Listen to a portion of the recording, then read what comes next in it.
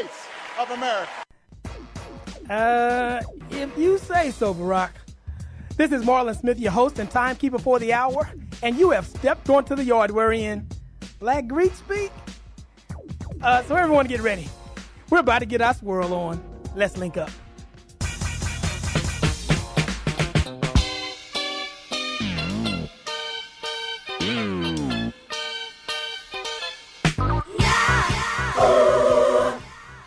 Hello, everyone, and welcome to Black Greek Speak. Thank you for joining us today. And, you know, I said welcome to Black Greek Speak, but today is probably not a very appropriate way of introducing the show like that.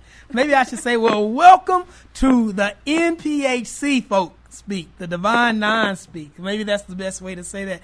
Listen, we were having a interesting conversation a few days ago, actually a few weeks ago, about the future of not only Black Greek letter organizations, but historically Black institutions, historically Black college universities, the role of community organizations, and where are we moving in this now global society. We have a Black president who really, in many ways, is not just a Black president. He is representing a kind of a national way in which we now look at not only a global world, but we also think about diversity. And so I wanted to have a conversation in Black Greek Speak about, is it really a Black thing? And what is that?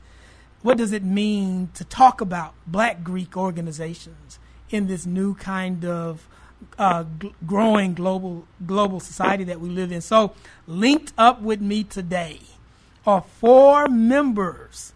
I can't say Black Greeks. I'm so used to saying Black Greeks. But Black power to the people. But linked up with me today are four individuals who are joining me to talk about this discussion. First, here I have Ashley McDonald, a member of Zeta Phi Beta sorority. Say hello, Ashley. Hey, guys. How you doing? All right. We need you to speak into the mic just a little bit. We got you. But also, we have Yenny True, a member, I love always saying this, of Alpha Kappa Alpha Sorority Incorporated. Say hello, Yenny. Hello. All right. Look, she's nervous, everyone. I told her don't be nervous. She's like, what is going on here? And we have also T.J. Carter, a member of Kappa Alpha Psi Fraternity. Yo. See, he had to do that. And we also have Dr. Derek Greenfield. We have three noops in the building. So we have Dr. Derek Greenfield on the phone with us, joining us from Alcorn University. Say hello, Dr. Greenfield.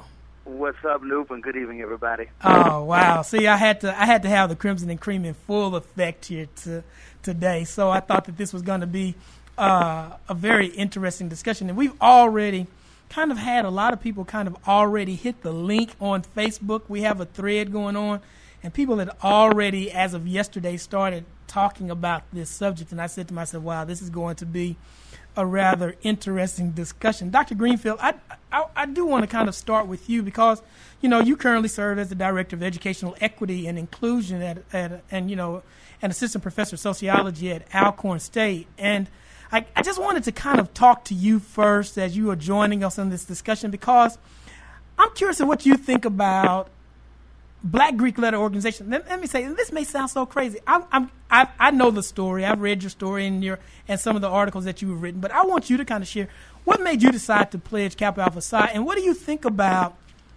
as we start thinking about diversity and inclusion within historically Black Greek letter organizations? Well, sure. You know, back in the day when I was in school, I never would have thought I would have joined Greek organizations. The ones that I saw on my predominantly white institutions campus did not speak to me, and the kinds of values that I had and the things that I wanted to accomplish in terms of service and real fraternal brotherhood. So it really was not something for me, and a lot of my students, when I was teaching in different communities, were going off, and many of them just seemed to gravitate towards Kappa and would come back and say, you need to do this. And I had to wrestle with my own questions of identity and race.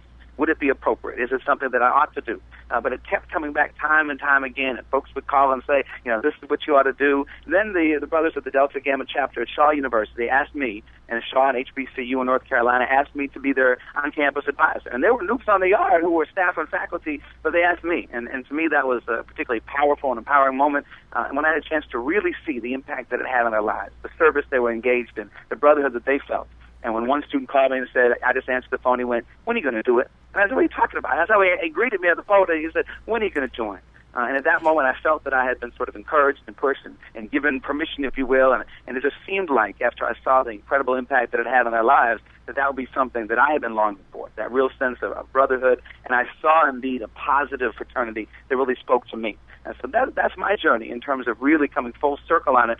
And what I believe in terms of these organizations, now Kappa has always been written into the Constitution. It's never excluded anybody. Right. And the same thing for HBCUs in the broader context. And so nobody is saying that people are going to come in and change the character. It's like if you invite me to Thanksgiving dinner, I understand the rules of your home. I understand the history of your family. But there's also a place that I can contribute and participate, be welcomed in, have something to learn and something to give as well. And so HBCUs, which have done an amazing job historically of providing an incredible educational opportunity, why not give more access to folks so they can experience the special things that happen only there?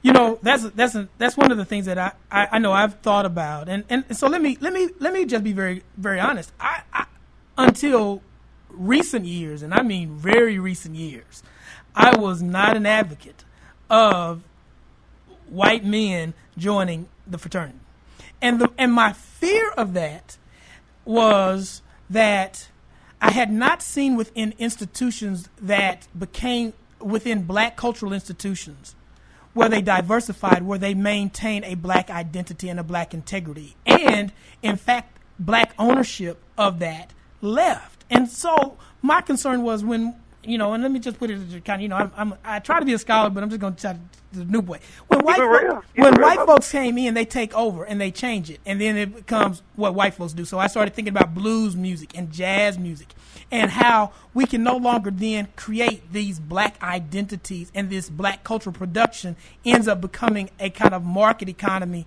to help white folks feel good about it. And I was really kind of concerned about that. And so did you saying Brothers at Delta Gamma didn't even have that kind of thinking? I'm like, okay, what did they have when they were talking to you that they didn't have that kind of apprehension? Because I know I did. I had that kind of apprehension. And I can appreciate that point. And certainly there's a long legacy of folks who've come in and appropriated other folks' cultures and taken and marketed and changed it and sold it. I think this is something different. I don't think it's commodified in the exact same way. And I think there's still the integrity and ownership. If you want to participate in this, there's enough sort of work you have to do to demonstrate. You don't just get in because I write a check. You know that, and I know that. Yeah, not in Kappa. Not in Kappa. No, not in Kappa. I mean, we don't know other organizations, but anyway. Yeah. But the point is that so there's work you have to do to demonstrate that you are worthy of it and that you can appreciate it. Folks check you out, and you know the process. So you can appreciate that. I think there's a different mindset of someone who wants to participate, a different mindset of ownership in terms of who allows one to be engaged in that way. And I really do believe that, and I can appreciate your point, but I don't see that. And I've seen plenty of HBCUs that have done great diversity and inclusion work and still maintain their ethos, still maintain that black cultural identity and integrity you speak about. It just adds to the mix because really there's a rich range of folks who ought to participate in, but also it's really good for HBCUs to be able to have students who can access and engage with students globally in ways that they may not get on the other contact. And, you know, you talk about something that I think is very crucial because we have to really kind of move this conversation past just black and white, right? That we're really talking about a global community.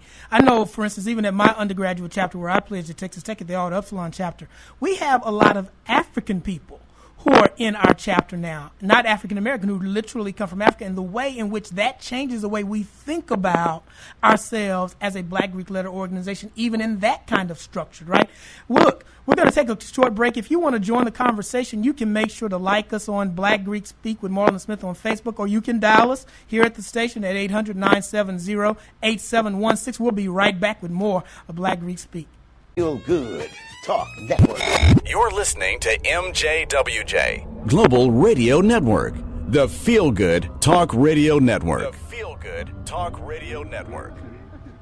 And you're back with us here on Black Greek Speak with Marlon Smith. I appreciate you all joining us. Dr. Greenfield, you made a great point about how HBCUs really have been able to maintain their ethos. How do you see organizations such as HBCUs as an Alcorn State or Texas Southern or Dillard or Morehouse maintaining that kind of ethos and still being open to accepting other persons and other ethnicities and races into the fold? But we also recognize that to us, work of diversity and inclusion. To me, I'm more interested in inclusion than diversity. We can recognize that we're different, but that doesn't mean that folks feel a part of the broader community.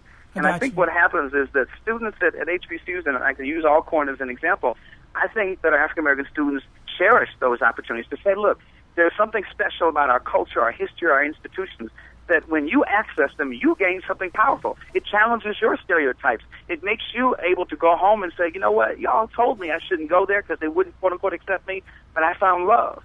I found family. I found a sense of understanding, cultural history that I wouldn't have gotten anywhere else. And then those folks become allies for HBCUs and the broader black community, which I think is incredibly powerful. So I think that balance happens because folks do come in realizing that these institutions have a proud history. And we want to be a part of that. We want to be able to celebrate that, add what we can, but also to be able to honor that legacy in ways that I think enrich everybody's experience. I think that's a good conversation. That Yenny, I want to kind of pull you into this conversation, and because when we think about diversity and we're talking about this, we do sometimes, I think, go into this kind of binary conversation of black and white, right? And you don't fit in any of that, No, I really do not. I really do not. Yeah, so, as an Asian American, I'm curious as to what drew you to joining AKA, but also kind of how did you get kind of a sense of that kind of binary discussion? Well, she's not white, so, she could, did you get that kind of why are you pledging us kind of thing? Yeah, first of all, I would like to give a big shout out to all my beautiful ladies of Alpha Kappa Alpha. Say it again.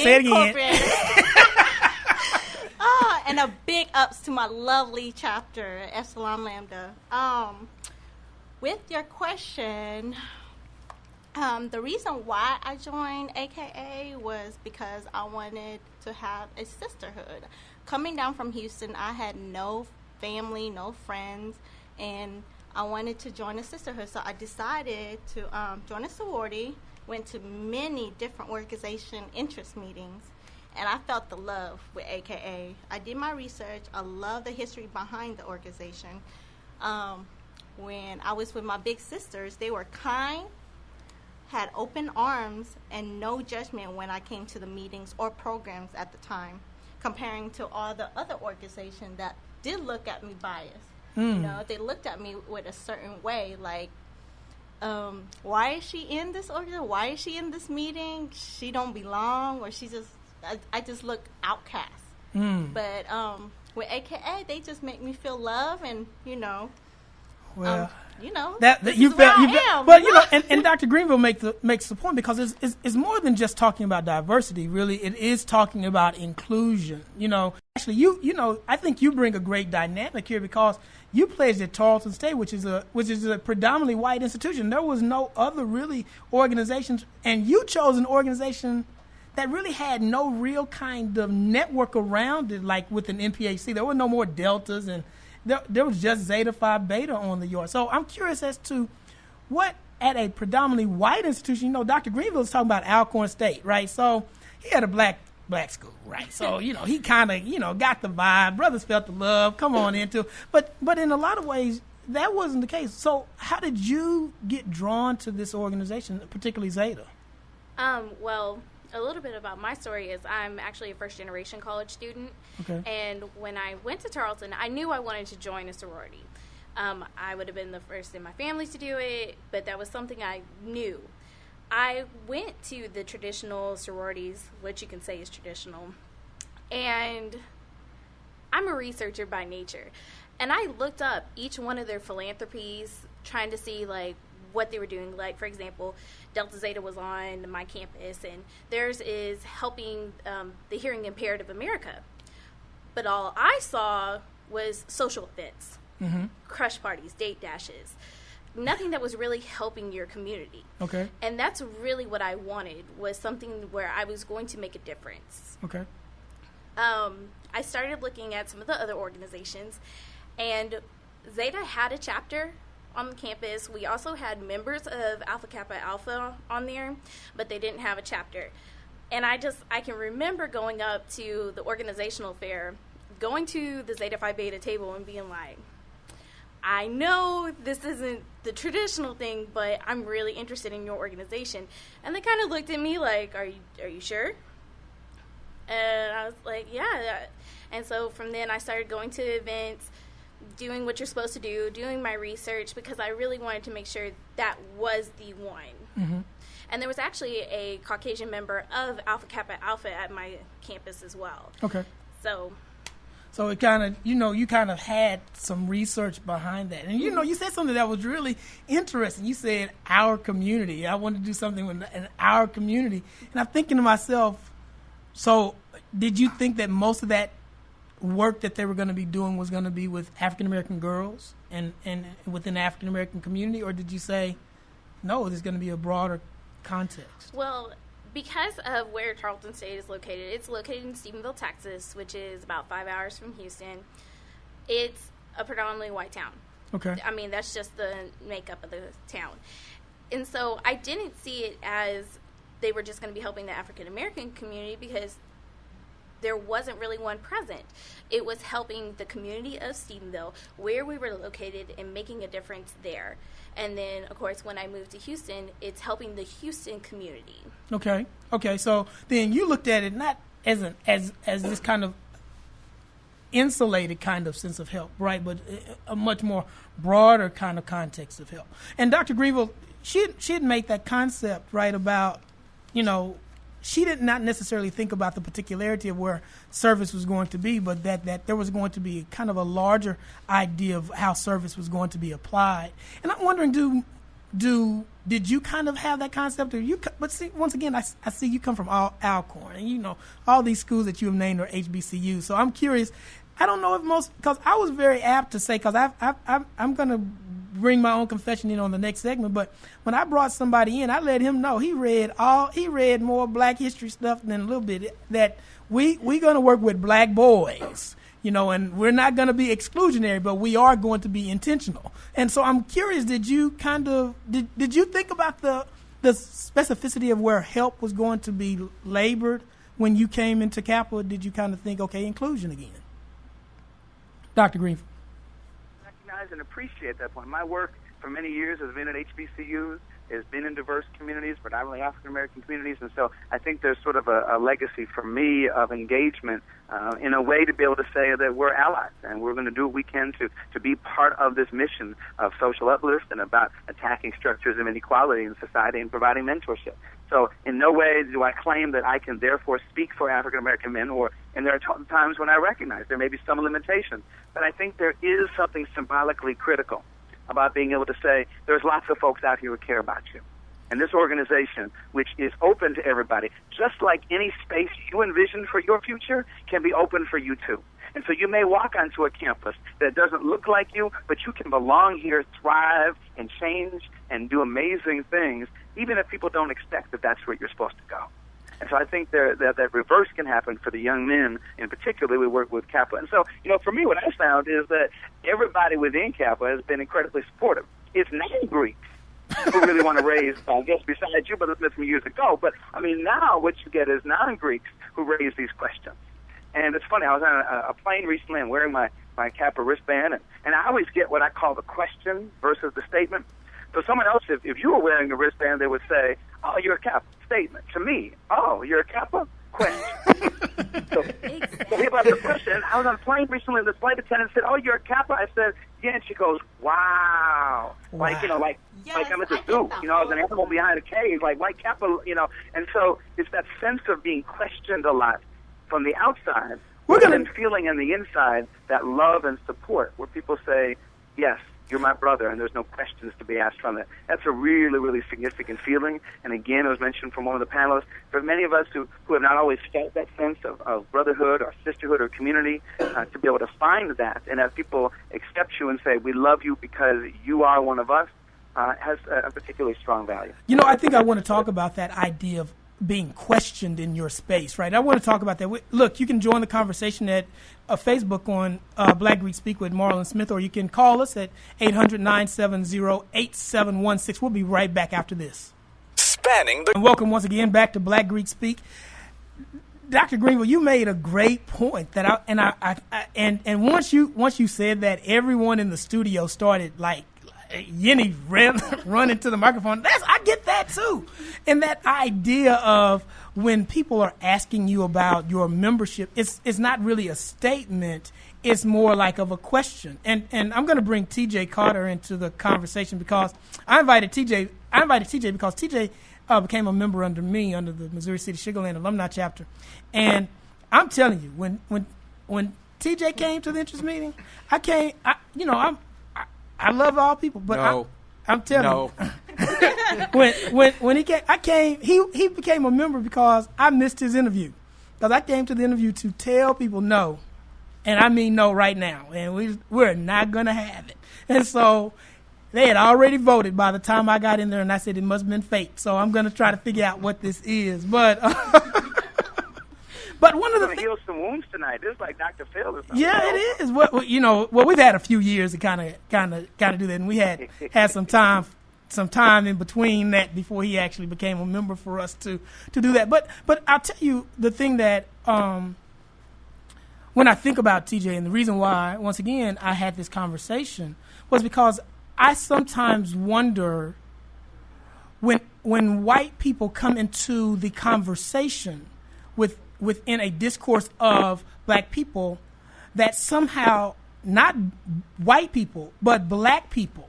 I think this is a Du Boisian thing, Dr. Greenville, that Du Bois talked about. That double consciousness kicks in.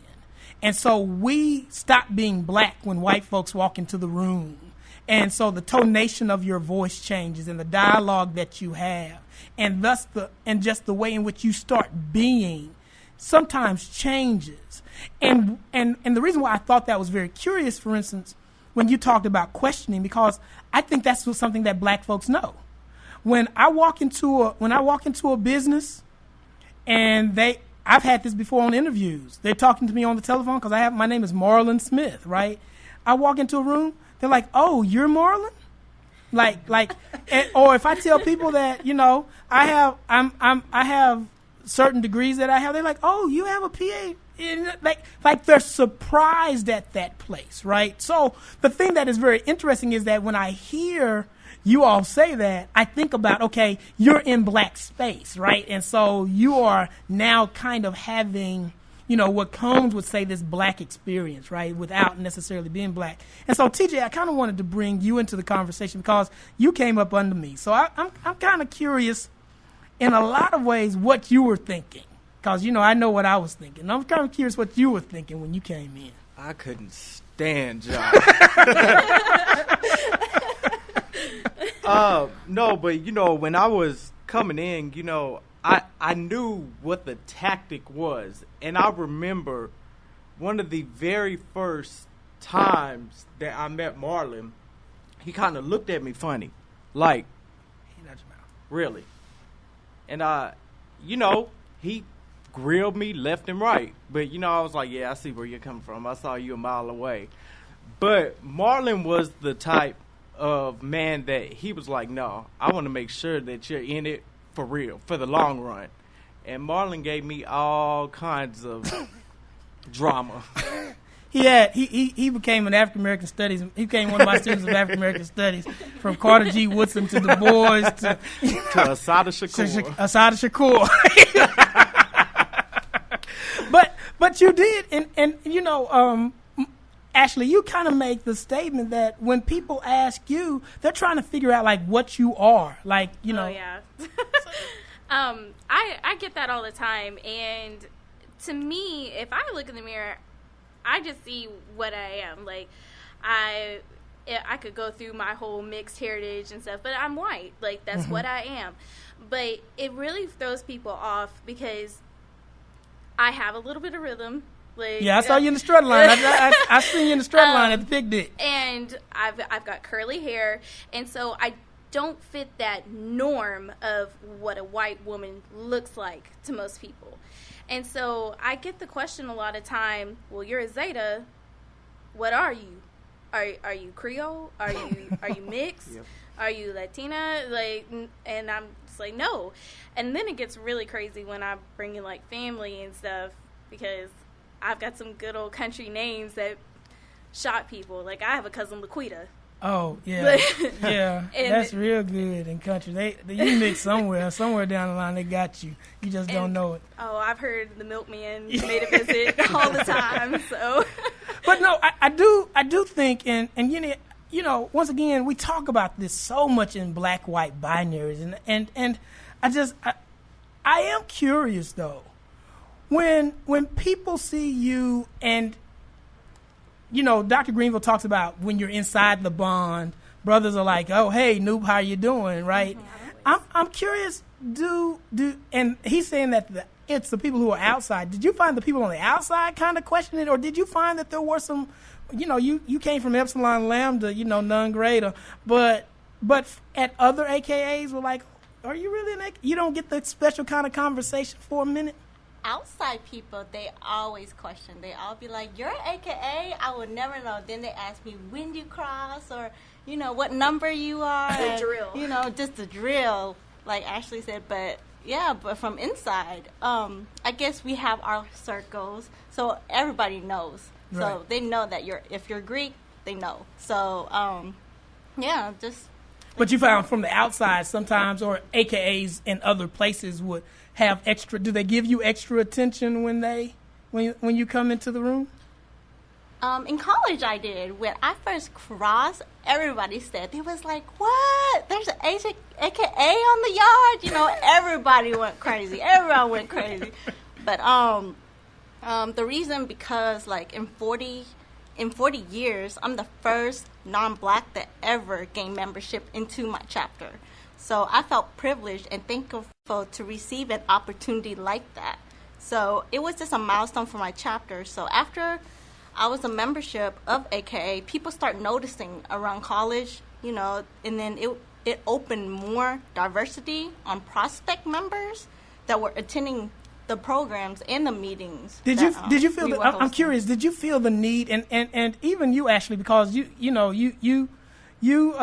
said when you came through Tarleton, you were the Lone Star Zeta online, right? So did you feel the need to have to represent then, so that you know, I think about blackness, right? So I think about when our founders created these organizations, particularly Kappa. I think about Kappa because I've said this before. A lot of our founders were very much influenced by what I think is 19th century black intellectual thought, which thought about this idea of racial uplift. It isn't just about us coming in and us getting a degree, but it's how we can get these degrees so that we can uplift the race, right? So that we can show that we're really accepted in these different places and that black people are just as good, and we should be included in these other spaces where we were either marginalized or altogether put out. And I'm curious, did you find the need to have to be in represent so you could have to be the best Asian AKA in the room so that they would say, see, we knew we shouldn't have pledged no Asians up in here in this place?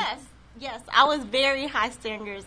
Everywhere I go, I have to show my face. I have to make sure I represent my chapter, especially ELAM. No doubt, ELAM all the way. You know? But so you did feel the need of representation. Yes. I mean, Dr. Greenville, do you feel that kind of need of having to do representation? Or, I mean, do you feel that sense of like, if brothers are going to really be accepted, I got to be on my good P's and Q's behavior for Kappa? Well, I know that if I go anywhere and if I show out and act, they're going to go, oh, that's that white Kappa. Everybody's going to know who they're talking about. So, I mean, there is that expectation. But, you know, isn't it amazing we can have this kind of a conversation? You're the best, the most dopest twirler at Alcorn is a white Kappa, right? And so what that does is when he gets out there and gets the most love, and we use that, man, we use that to get points with the judges because they get hyped. But what's interesting is think about the conversations that emerge that have already happened here. So for non-black members, to have to go through some of these issues around double consciousness, think about how am I being perceived. For black members, we have to say, well, what does this mean about blackness and black space and the narratives we want to create? To get people to engage in these conversations, I think is particularly exciting. You might not have that in other spaces. And so I think it's meaningful when people ask me, so you're a Kappa? And I say, well, yes, I'm wearing a wristband. Why would you ask? And it forces, I don't have to act a fool. I can ask that question calmly. And then we engage in a really reflective conversation that I think can change the narrative on how we perceive these spaces and these identities. And I think that's really critical for us to have at this time. No, I agree with you. Now, to that point, let me say, part of what I recognized was when TJ came into the organization was how part of our own kind of marginalization of other races and ethnicities have to do with our own insecurities about our own space, right? That we don't feel like this space is really fully ours to be that. And I had to start, I recognized for myself that I had to say, well, you know what, we still can't have this space. Because I must admit, I get worried at certain places. I remember a couple of years ago at a National Greek show that a white sorority won the National Greek Show competition. And my first thought was, we can't even win a step show anymore. They're coming in about to beat us at what we created. And I thought to myself, what does that mean? You know, I'm actually having a show on black cultural production in a few weeks on stepping and the ownership of black cultural production, because I am still curious, Dr. Greenfield, and I'm gonna point this to you, is that how do you have a conversation with individuals within the African American community who are concerned about what you talked about this appropriation of culture, so that we no longer have a sense of ownership or identity to it? And I think we just do that. We have these conversations, and we put it out on the table, and it may be difficult and messy, and we might have to argue back and forth and really wrestle with it, but this is, where else can we have that conversation if not in these particular spaces?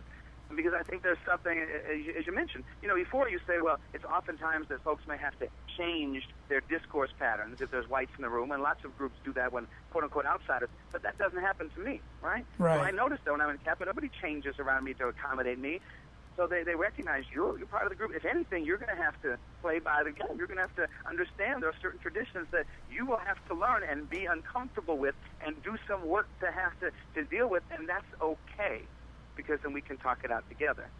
There's going to be disagreement on it. There'll be some folks who may not like it, but I think to have those open and honest conversations, people to realize, no, most individuals are not coming in to take anything from the organization. Really what they want to do is to add to and to contribute and find something special, and hopefully just add a little bit as well. TJ, do you find that you have to kind of have this representation, and do you find that you have to have these extra conversations that allow for this kind of larger conversation about what we mean when we start talking about black Greeks? Do you find that you have to kind of have more conversations that open up that dialogue? I mean, no, not really. But going back to what Dr. Greenfield said earlier, it's always the question and the question. Not always from your own fraternity brothers, but from members outside of your own organization. They see me with a line jacket on. They're like, wow, you're a Kappa?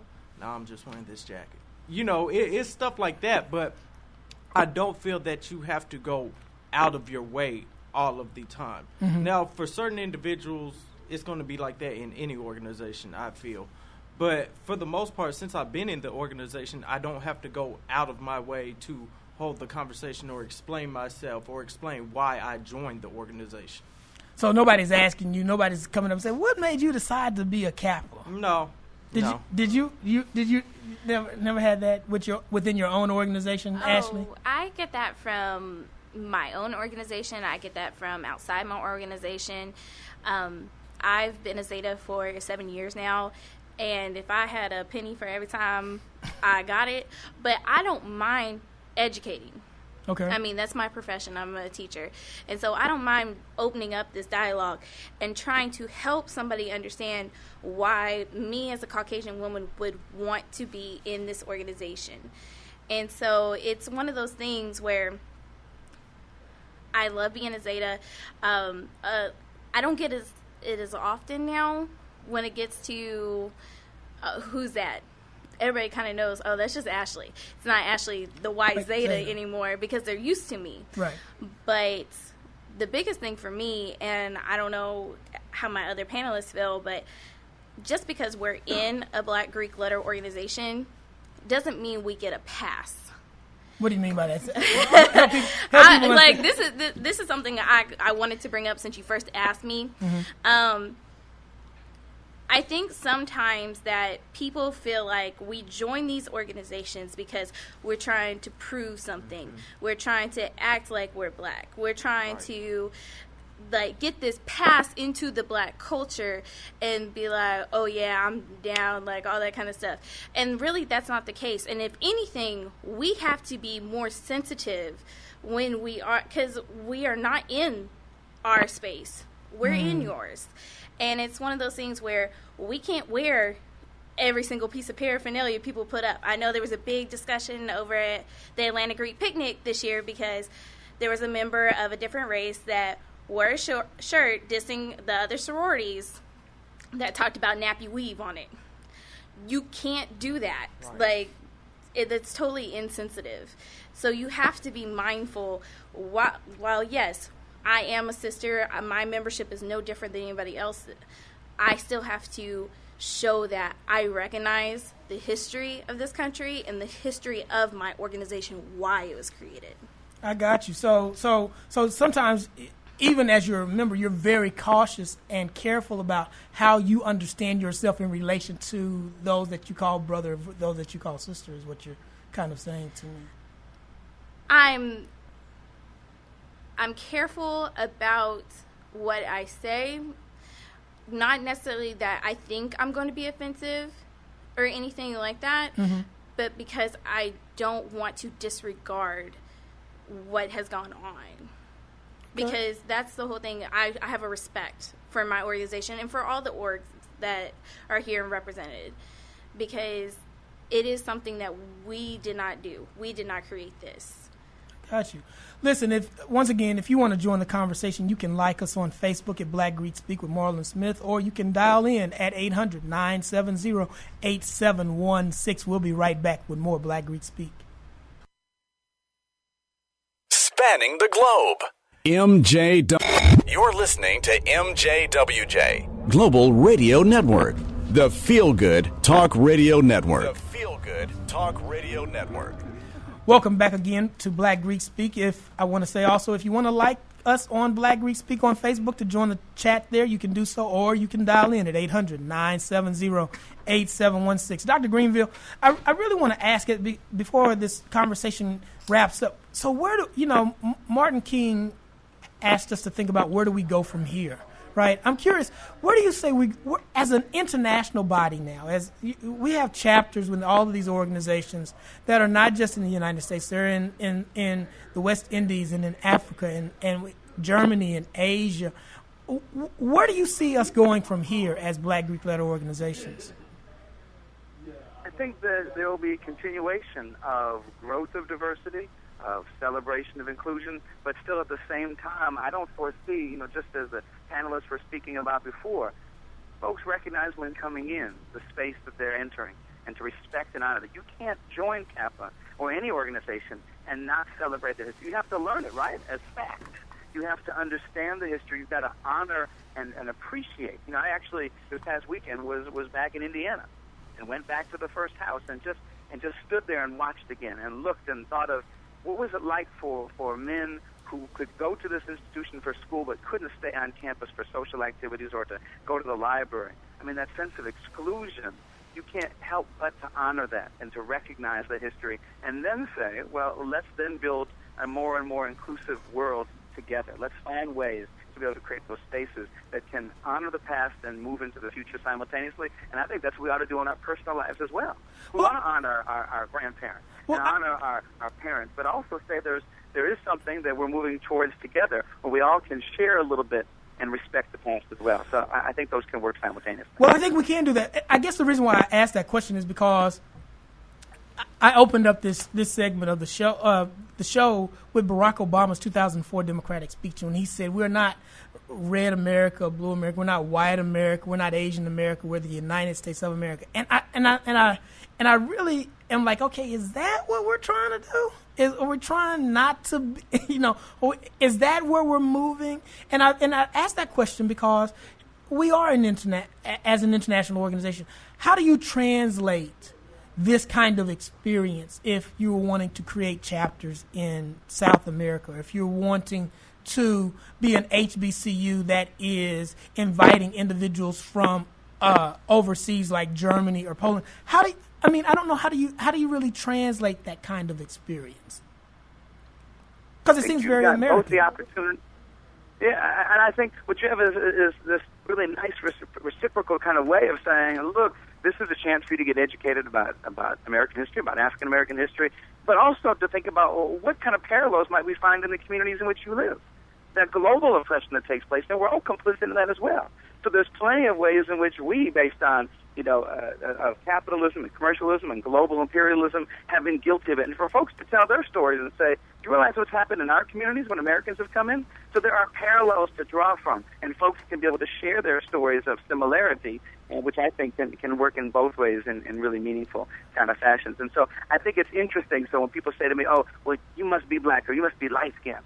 Well, no, I can be a white member. And that doesn't have to make me, quote-unquote, black. I know who I am. I recognize that the privilege that accrues based on that. But I think in the end it questions for all of us, who are we really? And in that global context, I think that's a wonderfully rich discussion that too often we Americanize stuff. And that gives us a chance to really grow in that way as well. I think that's an interesting point of thinking about that. And Yini, I was asked, because I say you come from, I realized that we have some chapters from brothers when I think about the brothers in our province on the west coast. Our junior vice Pomark, who is the undergraduate regional president, is Asian, and you look at his chapter, right? It is the most diverse chapter I have ever seen. We posted it on Facebook, and the West Coast really is that. And so I kind of wonder, did your family ask you what is AKA and what are you doing when you came in with this sorority? How did you translate that experience to your family? Wow, that's a difficult question because they did ask me what is AKA, and I had to break it down that it's a international black service organization that it came from the origin of black African American. That's how the history. So I had to tell them the history behind it. So, and then the reason why I joined, and they did get an understanding. But from family man, from an Asian American family, they're like, okay, we get what you're saying, but we really don't get it. But so they got it, but they didn't get it. Right. But I think that's what Dr. Greenfield is saying, right? That would there had been another way of having that kind of conversation if AKA had not been kind of like a conduit for it, right? That it at least creates the conversation, and maybe that's where all change begins, is really with the conversation, is that, because it's not just, there's another kind of discourse that we're going to have. And I think the reason why I say that is, and this is part of where I kind of really change, is if we're going to be an international organization, we need to start thinking about ourselves in international ways, right? How do we think about poverty, not just in the United States, but how do we think about that nationwide? I worked at the UN for the United Methodist Church, and I was always I was happy, but I was also very sad that the only Black Greek letter organization that was an NGO there was Delta Sigma Theta, that they understood the idea of what it meant to be in a larger conversation about issues of justice in a larger context. And I said to myself, I wonder if we as Black Greek letter organizations are starting to really fully understand ourselves as the Pan, as the Divine Nine, as really needing to engage in a much larger, broader conversation that is much more than just an American conversation. Well, I think some of our organizations, we do that already. We just don't talk about it as much. Because I know just for Zeta Phi Beta, we have wells all over in Africa that we maintain for fresh water resources. We have a hospital, not a full hospital, but a hospice kind of. Yeah, that goes on there that we maintain. And so it's one of those things where, yes, we take care of our communities here, but we are overseas as well. We have the military chapters that are reaching out and doing community service over there. So I think it's one of those things where sometimes maybe our view is a little too narrow, and we don't really think about what our org is doing internationally. Globally, how we can become a global kind of, and moving ourselves into a global conversation. Because I think what Dr. Greenfield is saying that we have to begin to be intentional in creating those spaces where those dialogues take place, right? And so I'm curious, TJ, when you came into Kappa, what kind of new discourses did you find yourself in, if any? Did you find yourself in conversations that, had it not been for Kappa, you would not have had? I mean, there's always going to be conversations like that. For me, I didn't have any major conversations where I was out of the loop, or because of Kappa, I would be having this conversation. I'd say it was the people I've met. I've met a lot of people in a lot of places, and you learn how to network more, because at our regional conferences and our national conferences, I've met, you just have a simple conversation with somebody, and it turns into something to where, I email certain brothers back and forth all the time, just having conversations, and I'm an educator, so they have connections in all different places you possibly couldn't have had. So yes, it does lead to conversations where if it weren't for Kappa, I probably wouldn't be having this conversation with this person.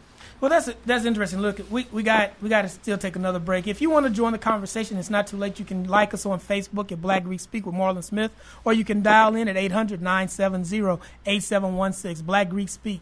I may have to change the name of the show. Spanning the globe. MJWJ, Global Radio Network. Don't forget to like our Facebook page, MJWJ Global Radio Network. And if you're listening, make sure you give us a call. Feel Good Talk Radio Network. And once again, you're joining us here with Black Greek Speak. You can also like the conversation and continue the dialogue even after the show on Facebook at Black Greek Speak with Marlon Smith. Ashley, you had made a statement as we get ready to wrap up that there's so many other conversations that we really need to be having as in regards to this. And you were talking about, for instance, what had happened at the University of Alabama and how we need to kind of, and some people don't know about that situation at the University of Alabama. Talk about that really quickly. Well, a few weeks ago, there was an expose written by the university paper where two black women had tried to go through Panhellenic recruitment, which are considered the traditional white sororities on campus, and were denied membership from every single sorority because alumni had come back and basically told current members, if you take these women, we're pulling everything. Right. And it sparked a lot of debate, especially on Facebook, Twitter, everywhere I saw this. And to me, it was just reaffirming to me why I chose Zeta. Because it was one of those things where, why would you want to force me to have to go to an organization like that just because of the color of my skin? Because you think that's where I'm supposed to go. I didn't want to be part of that mindset. And so that was part of the reason I stepped out of that and I went somewhere else. And it just was one of those things where you're all up in arms over these two women being denied, but yet at the same time you're trying to do the same thing to prospective members of this organization. Right. And that is really how we have to start thinking about the larger context. Dr. Greenfield, I want to kind of end with you. And that is to say, we've talked about how we need to create these other spaces. But I'm curious to where do we begin? How do we begin that? If we would say, okay, let's take the first step. And if the first step is starting to initiate in much more diverse and inclusive ways, what's the next step? What is the next thing that we should do here? I like to be able to speak on the personal level too. I get all these philosophical questions at me, and let me. I'm sorry, brother. Give me some personal stuff. Give me some personal stuff. How much I love Kappa and how much it means to me. But I think it's programs like this and this kind of a conversation that really may not happen in other spaces. And then we've got to take some risky conversations. We have to talk about issues of sexuality. We've got to talk about classism. We've got to talk about some of the issues that are part of the organization that people are scared and feel a little bit that are taboo to discuss. There was that video of the gay Kappa wedding, and that people were afraid that would somehow stigmatize the Kappa community rather than saying, you know what, this is an organization where there's lots of folks who are different. And we need to have honest conversations about who we want to be and how we want to treat other people, especially with organizations that come out of a history and a legacy of oppression. Hopefully we can be the change agents and the social justice movers and shakers to create spaces that are truly inclusive. And so I just love this conversation. I think this is an amazing program. The panelists, shout out to everybody for at least listening and thinking about this maybe in a different way. I'm on Twitter, Professor DG, College Boy. So we need to have these conversations. If you have anything you want to say to me, I would love to hear it. And certainly, after the Trayvon incident, it was amazing when I was tweeting about social justice things. I don't know where all the crazy white racists live, but they just sort of emerged and flocked, and they found me. Oh. And I don't know how they found me, but they were, all kinds of evil stuff and hate messages and everything. And I said that, sometimes we've got to take tough stands to at least engage and say, I'm willing to take some heat because I think we need to move the conversation forward. And so sometimes we've got to do that in order to move forward. And Dr. King said, only when it's darkest can you see the stars. And I think hopefully today maybe some stars have emerged for folks to just see this issue in a different way. Well, I appreciate that, brother. I am going to say, Noop, we're gonna have you back on. This is not the last conversation that we're going to have, and I'm going to make sure that I ask more personal questions and less philosophical questions. I don't want you to have to, be our Kantian scholar here, So with that, I'm going to make sure I have you back on here, and we are going to talk about that, actually, about sexuality, because we're going to have that in the future. But Ashley, I really appreciate you joining us. Yenny and TJ, I appreciate you linking up with me today. Listen, we always say this, that everyone can't do everything, but if everybody did something, then everything really would get done. Continue to link up. We'll be back once again on Friday here at Black Greek Speak.